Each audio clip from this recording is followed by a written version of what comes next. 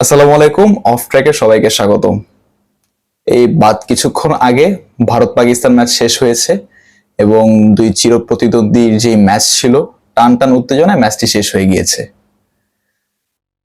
প্রথমে ক্রেডিট দেওয়া যায় পাকিস্তানি বোলারদের, শাহিন শাহ আফ্রিদি, হারিস রৌফ, মোহাম্মদ আমির, এদেরকে। এরা যদি আজকে খুব ভালো মতো বোলিং না করতো তাহলে হয়তো ভারতকে 119 রানের মধ্যে আটকানো সম্ভব হতো না। And a great appreciate goes to Shaheen Shah Afridi.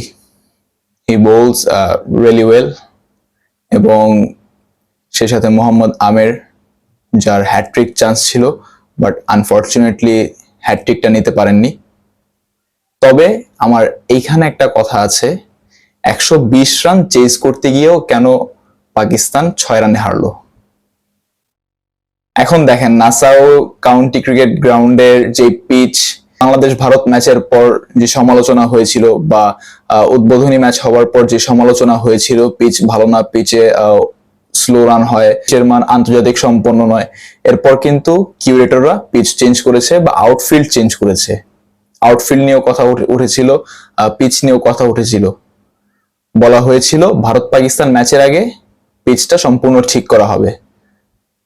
তবে আজকে আমরা যা দেখলাম, পিচ আগে যেমন ছিল এখনো ঠিক ওরকমই আছে। আমার মনে হয় না এই ওয়ার্ল্ড কাপে এই নাসাউয়ের এই পিচটা চেঞ্জ করা হবে। আপনি দেখেন, এখন এই খেলাটা যদি মিরপুরে হতো বা এরকম একটা রান যদি মিরপুরে হতো, তখন আপনারা সব দোষ দিতেন মিরপুরের, মিরপুর ধান ক্ষেত, মিরপুর এইটা সেইটা, সব দোষ মিরপুরের। এখন নাসাউয়ের কাউন্টি ক্রিকেট গ্রাউন্ডে ম্যাচ হচ্ছে নিউ ইয়র্কের, বাট আপনারা কোনো দোষ এখানে কোনো ব্লেম দিচ্ছেন না। কারণ কেন? মাঠটা আমাদের দেশের না, মাঠটা হচ্ছে আমেরিকার। ম্যাচের কথায় আসি, 120 রানের টার্গেটে ব্যাট করতে নেমে আপনি যখন 10 বলে 20 রান প্রয়োজন, তখন আপনি ফুললি ব্যাটেড খেলেন না, হাত ছেড়ে খেলেন না, তখন আপনি জাস্ট এক রান করে নেওয়ার প্রচেষ্টায় থাকেন। তখন আপনি 120 রান চেজ করার মতো কোন একটা টিম না।